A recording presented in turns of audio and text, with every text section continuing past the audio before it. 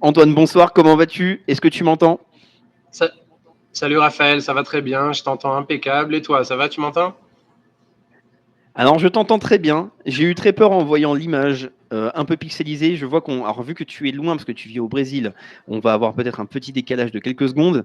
Euh, Bon, excuse-moi. Donc, Antoine, qui est déjà venu sur la chaîne plusieurs fois, que vous avez pu voir pour différents sujets, principalement en tout cas sur le Brésil, mais on a pu parler donc des élections au Brésil, on a pu parler de Bolsonaro, on a pu parler de Lula.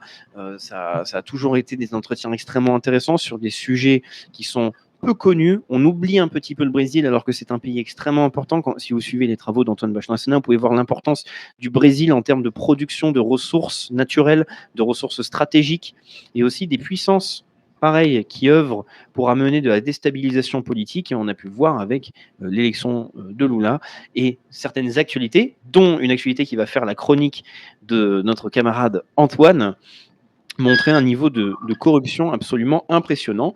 Et donc, Antoine, je vais te laisser la parole. Tu voulais nous parler, tu voulais venir pour parler d'une affaire qui est apparue sur X, qui a été appelée donc les Brésil Files. Est-ce que tu peux nous expliquer ce que c'est? Tout à fait, c'est un point très important, ça s'appelle les Files. Donc, on a deux journalistes américains qui sont de gauche et qui juste sont sur les médias corrompus qui, du coup, sont obligés de relayer, ils n'ont plus d'échappatoire. Et ces Twitter Files ont montré, en fait, une ingérence du dirigeant du tribunal supérieur électoral, et ça, c'était avant les élections de 2022. Donc, c'est très important parce qu'on est en année d'élection aux États-Unis.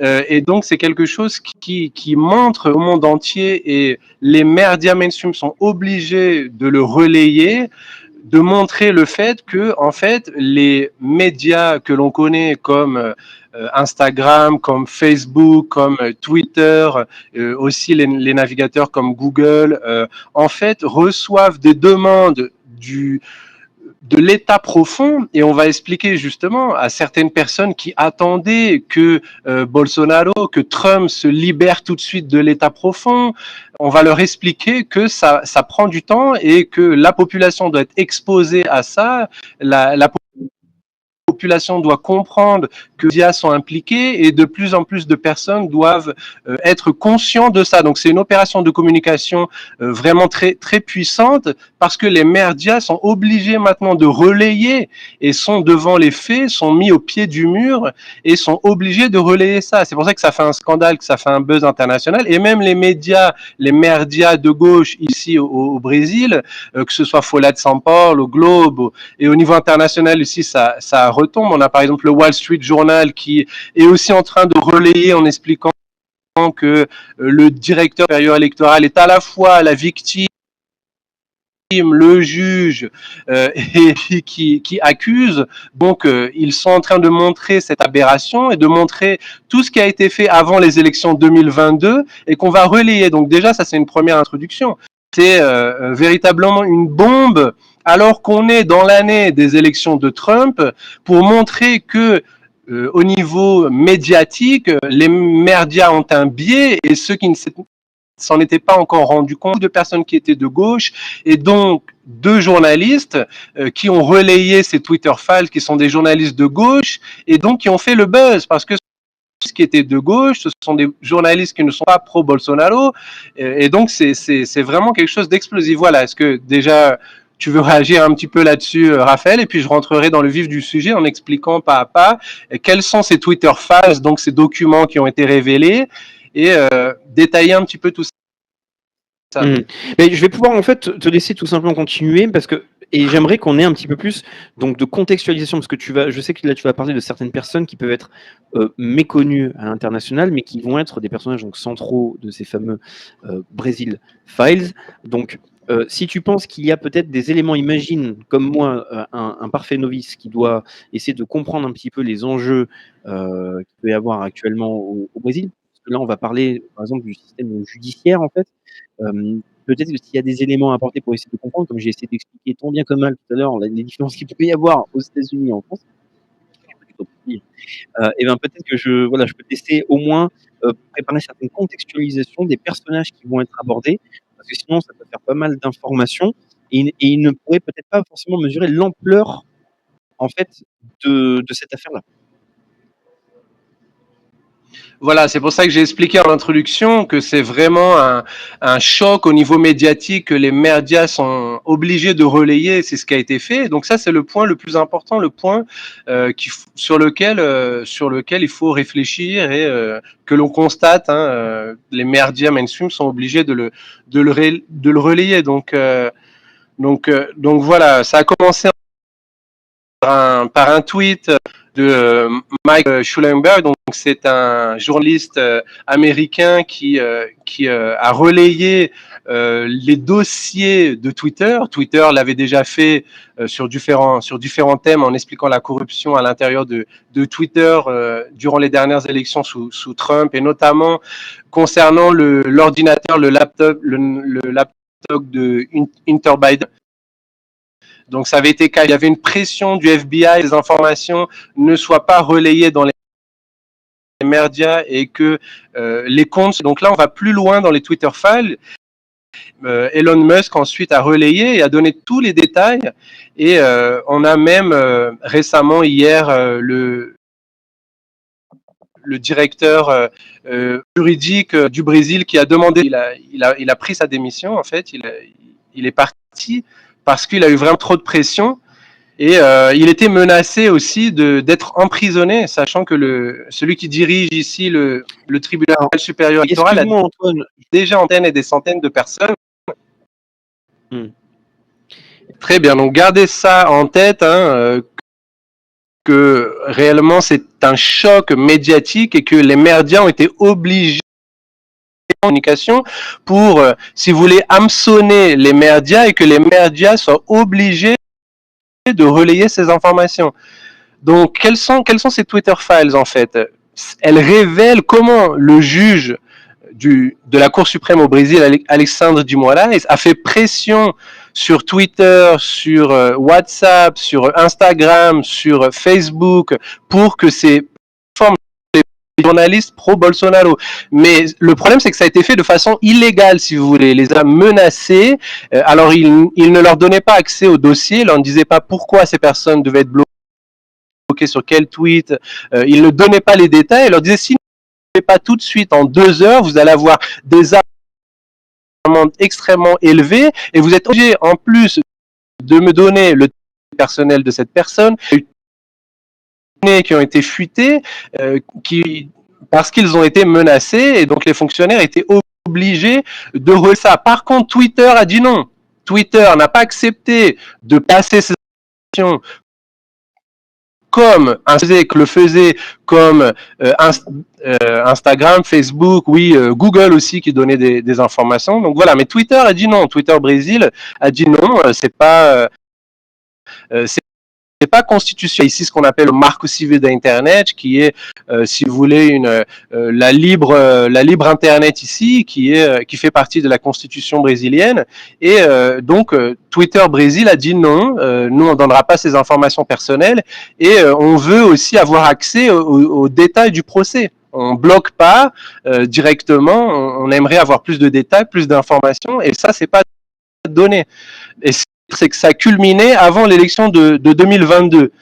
Donc voilà, un autre point aussi important, c'est que on a l'impression maintenant ici au Brésil que Bolsonaro il est empêché de contester les élections 2022. Il a contesté, il a dit qu'il y avait des irrégularités, on les a détaillées dans d'autres vidéos. Moi j'ai fait une vidéo aussi avec Radio Québec en expliquant toutes ces irrégularités, mais ça a été coupé, ça a été censuré, et donc peut-être restaurer cette discussion. On veut à nouveau que on puisse questionner le procédé électoral, les urnes électroniques, et comment ce procédé a été tronqué depuis le début, et expliquer la corruption aussi de ce personnage qui est Alexandre de Moraes.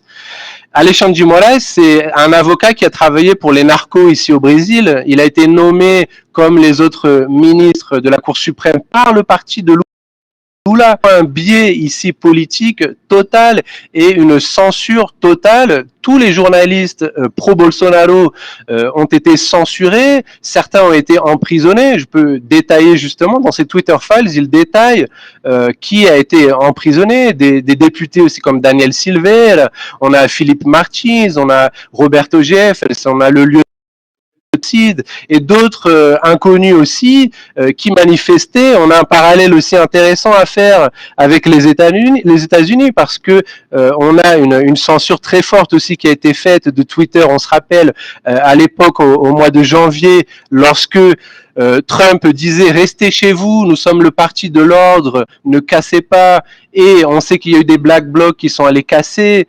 La même chose aux États-Unis, le 8 janvier, on a eu des personnes emprisonnées qui ont fait 17 ans de prison, alors que des narcotrafiquants ici en 24 heures sont libérés. Donc on a un parallèle très important à faire avec les États-Unis. Et le Brésil, il souffre une attaque vraiment orchestrée. Et la gauche aussi, alliée avec des centaines et des centaines d'ONG qui sont financées par Soros, qui demandent des amendes aussi contre Elon Musk autour de 200 millions de dollars.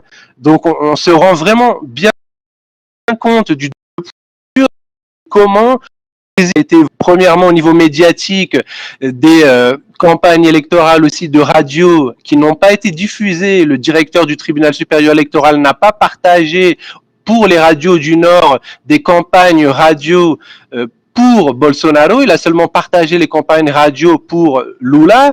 Donc tout ça est en train de ressortir, mais la censure est très forte et des médias corrompus ont participé à ce choc médiatique, on fait éclater la bulle en montrant désormais que ce directeur du tribunal supérieur électoral abuse et qu'il est corrompu, qu'il est nommé par le parti de Lula comme les autres qui règnent à la Cour suprême. Donc voilà ce qu'ont montré ces Twitter Files. Et, Trump, en cette année d'élection, justement, a besoin d'un appui médiatique très fort et d'autres dossiers vont sortir. Donc, c'est vraiment très important et c'est dommage que ça n'ait pas été relayé parce que c'est justement quelque chose de très important et le Brésil est le symbole de comment l'État profond avec que ce soit le FBI ou que ce soit l'ABIN qui est l'agence brésilienne d'information, on y a une interférence directe avec des corrompus qui vont censurer des personnes et qui vont avoir accès à leurs informations. Donc c'est dans un combat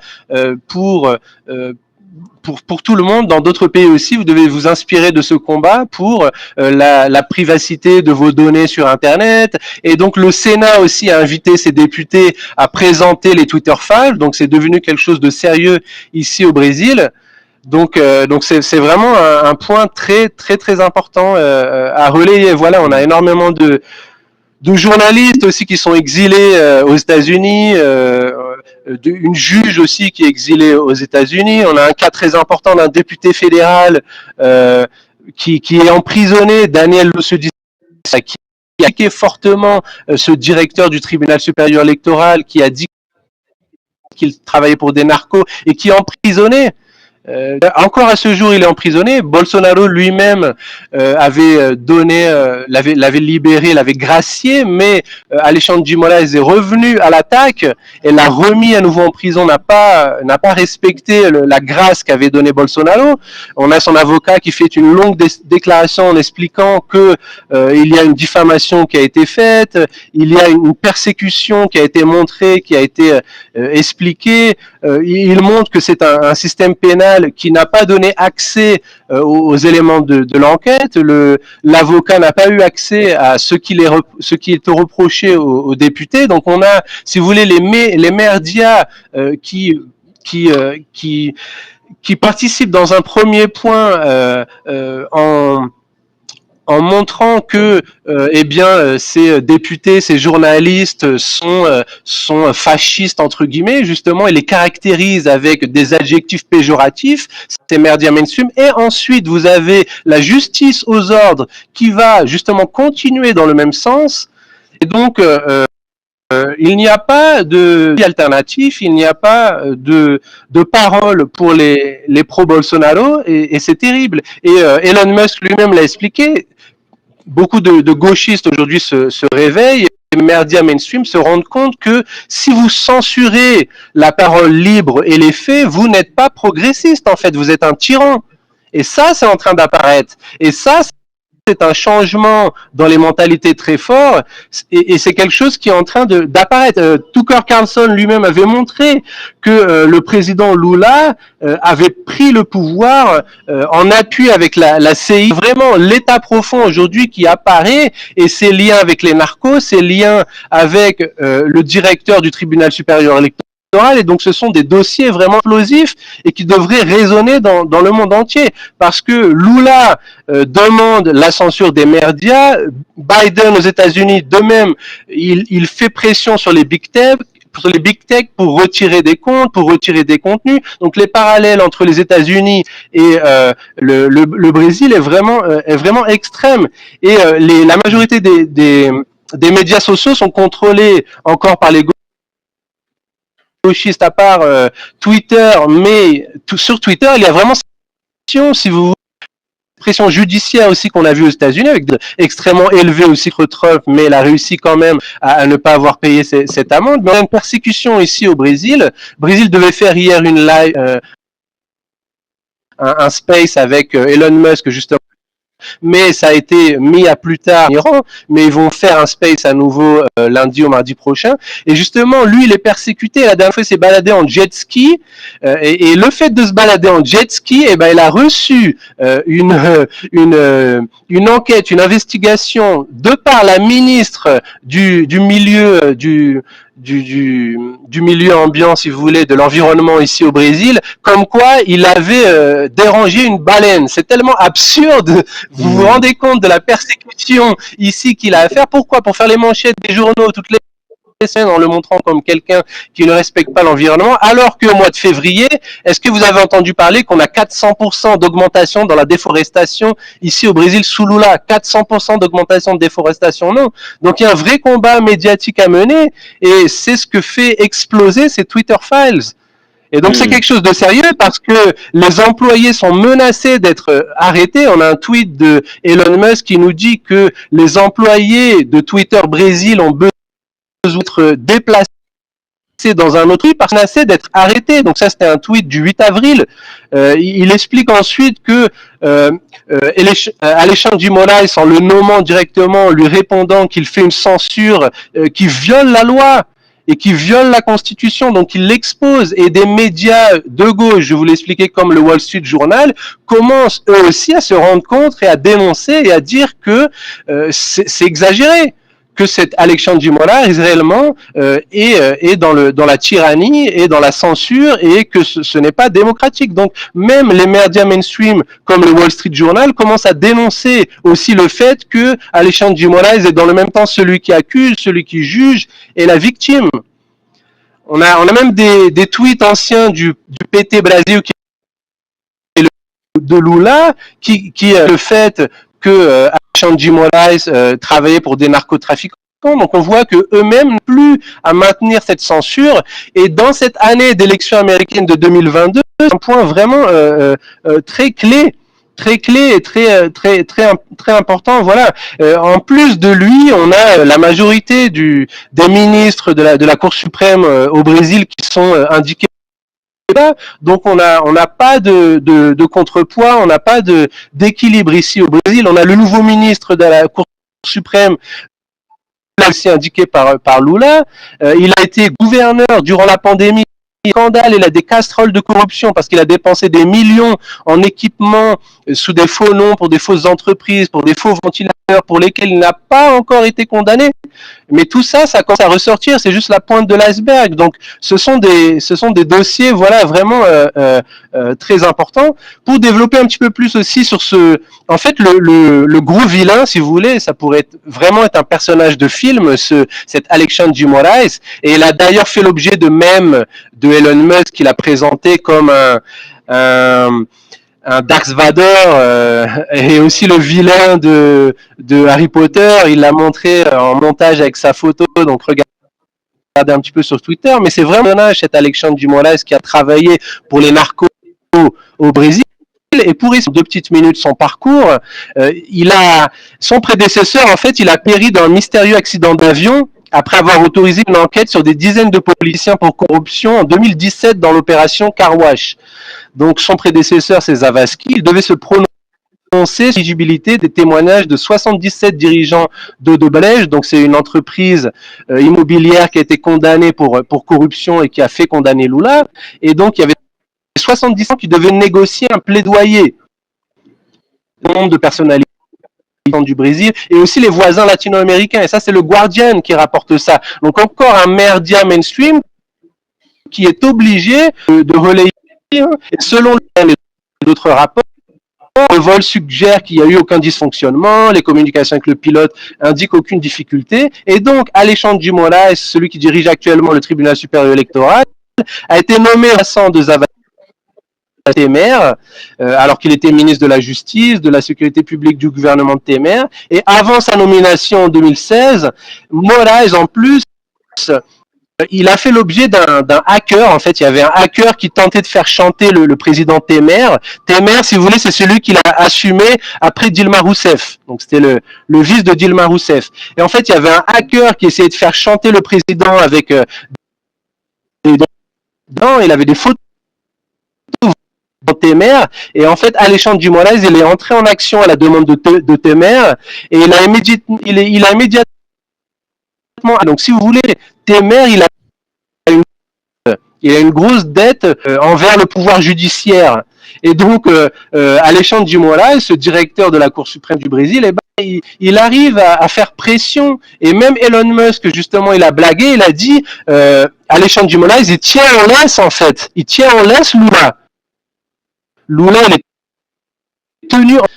Donc, c'est vraiment l'homme puissant ici au Brésil qui censure et qui rend en fait le free speech, si vous voulez, le parler librement, illégal en fait. C'est devenu illégal de dénoncer la corruption de Lula, et déjà durant les élections de 2022, il était interdit par loi d'associer Lula avec le dictateur du Nicaragua, d'associer Lula avec le dictateur du Venezuela, d'associer Lula avec les narcos, d'associer Lula au communisme, de dire que Lula avait été corrompu. Bolsonaro était interdit durant la campagne présidentielle de dire que Lula était corrompu de par un décret fait par le tribunal. Donc tout ça, avec ces Twitter files aussi qui dénoncent le fait que Alexandre de Moraes met la pression et leur demande de censurer sans respecter la Constitution, tout ça est en train d'éclater. Les médias mainstream eux-mêmes sont obligés de présenter cela.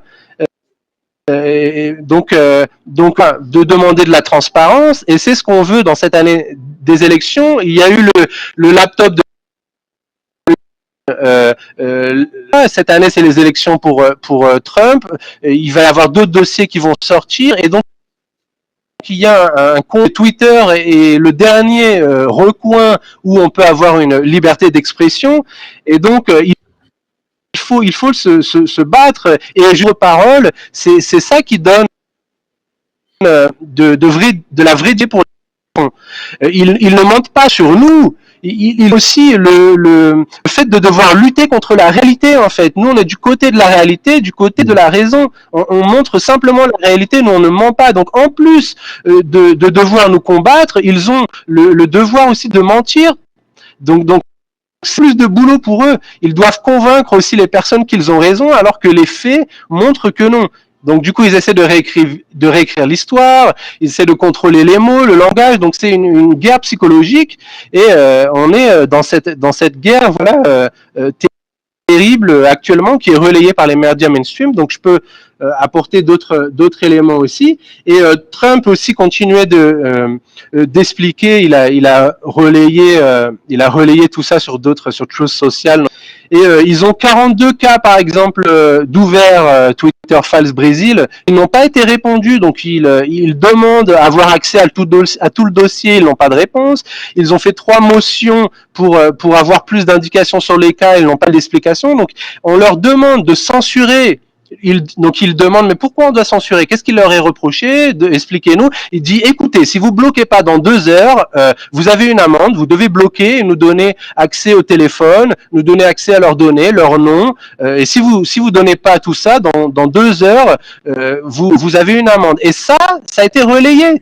Ça a été montré, ces documents ont été montrés, ils sont signés de la main du directeur du tribunal supérieur électoral, Alexandre de Moraes, et donc les médias mainstream eux-mêmes sont en train de relayer ces Twitter files, ces dossiers qui démontrent qu'il y a eu une ingérence du directeur du tribunal supérieur électoral avant les élections 2022 en demandant de censurer qu'il n'y a pas eu de libre élection, en plus d'autres dossiers radiophoniques, comme je vous ai expliqué, et du passé trouble d'Alexandre de Moraes. Donc on a énormément de dossiers, en plus des personnes emprisonnées, comme le député Daniel Silver, j'ai expliqué, Roberto Jefferson, et ceux qui ont été emprisonnés au mois de avec les Black Blocs, etc. Toute cette opération aussi de manipulation qui a été prouvée, qui a été fait par la gauche, parce qu'ils ne donnent pas accès aussi aux caméras. C'est l'endroit où il y a le plus de caméras dans l'esplanade des ministères.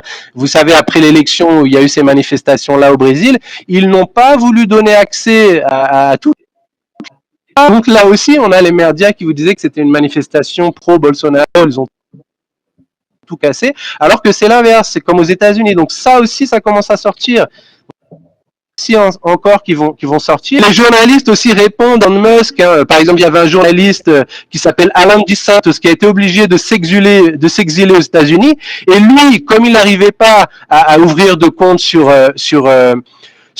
YouTube, qu'est-ce qu'il a fait? Vous allez rigoler. Et Elon Musk lui-même a rigolé. Il a ouvert un compte sur OnlyFans.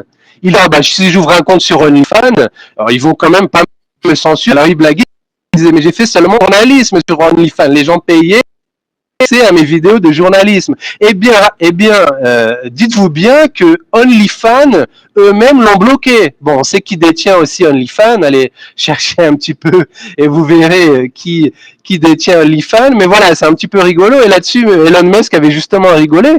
Mais on montre que Alan dos Santos, lui, a dû s'exiler. Il dénonçait la corruption de ce directeur du tribunal supérieur électoral avant tout le monde. Et on a son compte en banque qui ont été bloqués. On a la police fédérale aussi, une milice de Alexandre de Moraes qui est allée dans sa maison, qui ont pointé une arme devant sa femme qui était enceinte. Donc on a aussi une milice aux ordres qui est totalement corrompue. C'est l'État profond. C'est l'État profond. Et donc, les médias mainstream, eux-mêmes, sont obligés de relâcher ces bombes médiatiques, et même des gauchistes, certains journalistes, sont obligés aujourd'hui de libérer cela et de partager cela. Donc, c'est vraiment une bombe, ces Twitter files, c'est vraiment quelque chose de très important.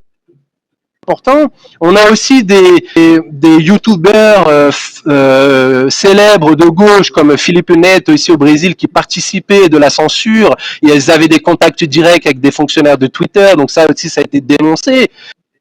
Et aujourd'hui, ils sont un peu plus, ils font un peu plus attention parce que toute l'équipe de Twitter a été changée.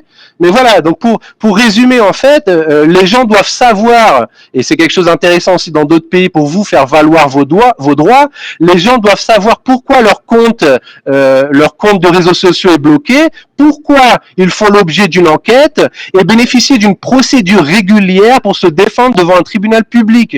Donc, or, actuellement, c'est pas le cas. L'interdiction de compte est faite sans procédure régulière, ça viole différents articles et les droits fondamentaux de la Constitution brésilienne. Et donc, c'est des points importants qui sont en train d'être changés au Brésil et qui sont en train d'être dénoncés. Donc, le Sénat a reçu ces journalistes qui ont libéré ces Twitter files et qui ont expliqué. Et donc, c'est un cas qui a été dénoncé. Le Sénat est en train de voir ce qui peut être fait ici au Brésil pour lutter contre ça. Voilà. Je vais laisser peut-être un peu Raphaël intervenir. Non. Bah oui, non, mais c'est vraiment une énorme affaire. J'ai vraiment fait exprès de te laisser la parole parce que il y a plein d'éléments qui, à mon avis, sont totalement méconnus. Il y a besoin de mettre du contexte, par exemple. Là, il y avait des questions et peut-être que tu pourras juste donner un petit peu plus d'informations. C'est que les personnes se demandent, là, parce que tu as parlé d'Alexandre de Moraes.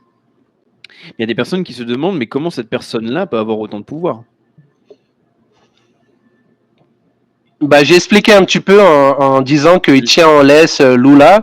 Il a travaillé pour les narcos. Il y a des financements obscurs. J'ai expliqué comment il est arrivé au pouvoir. Et j'ai expliqué que Lula lui doit des faveurs, pas seulement à lui, mais aussi aux autres ministres de la Cour suprême qui ont été nommés par le parti de Lula, qui ont été nommés par Lula, qui ont été nommés par Dilma Rousseff auparavant. Et Lula a déjà été président. Il a nommé aussi différents ministres de la. Donc, en fait, quand Lula, qui a été condamné pour corruption, a été libéré, si vous voulez, il a bénéficié d'un passe-passe justement qui a dit que en fait une autre juridiction devait le juger et du coup il a été non pas blanchi mais il a été rendu à nouveau éligible et c'est un tour de passe-passe alors qu'il a été condamné pour corruption, que de l'argent a été trouvé, que la corruption a été démontrée par différents cas et que certains corrompus sont encore en prison, alors que Lula, lui, a été sorti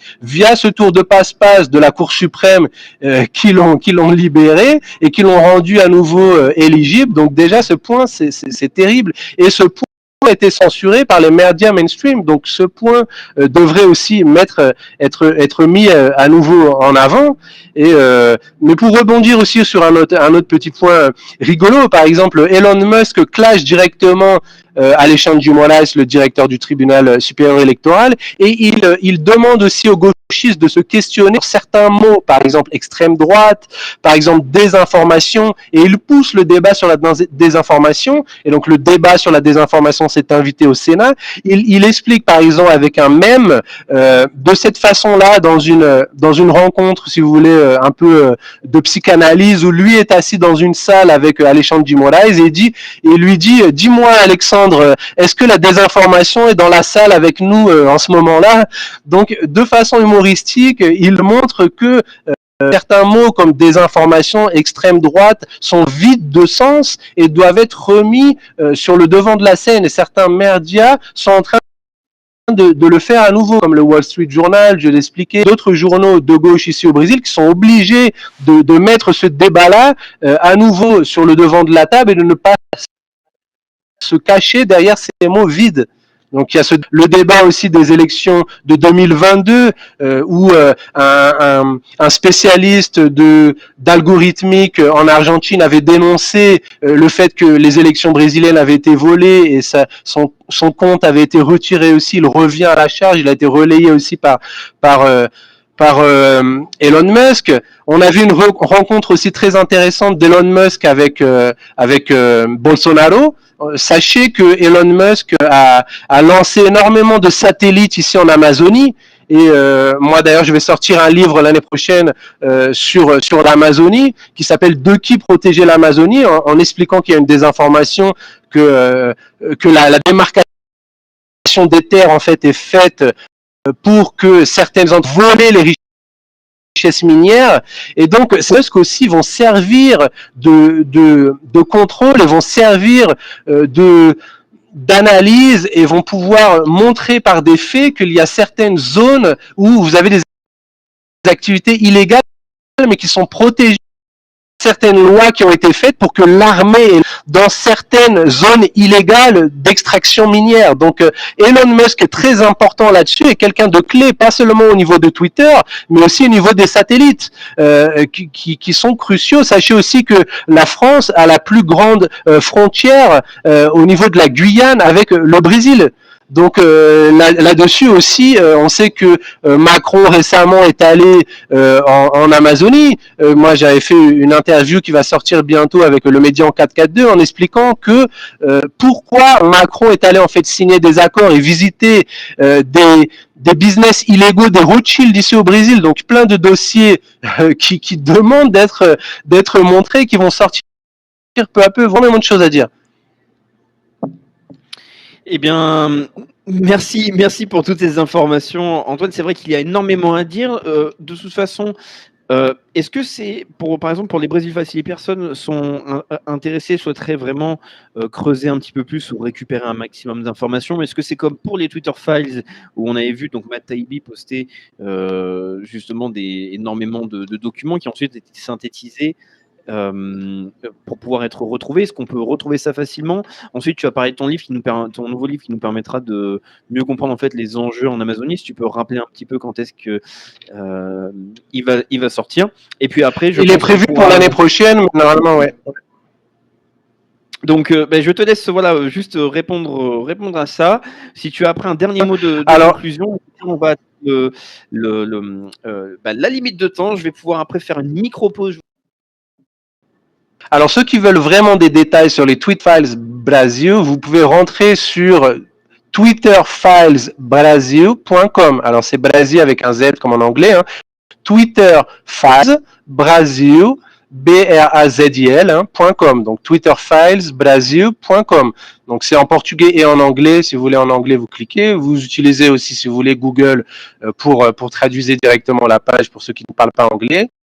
Et sinon, vous rentrez aussi sur antoinebachelinsena.com, où moi j'ai différents articles, j'ai mes livres, j'ai les vidéos aussi où j'apparais. Donc voilà, antoinebachelinsena.com qui résume le tout et qui vous donne accès à toutes les informations et où je suis présent. Voilà. Merci beaucoup, Raphaël.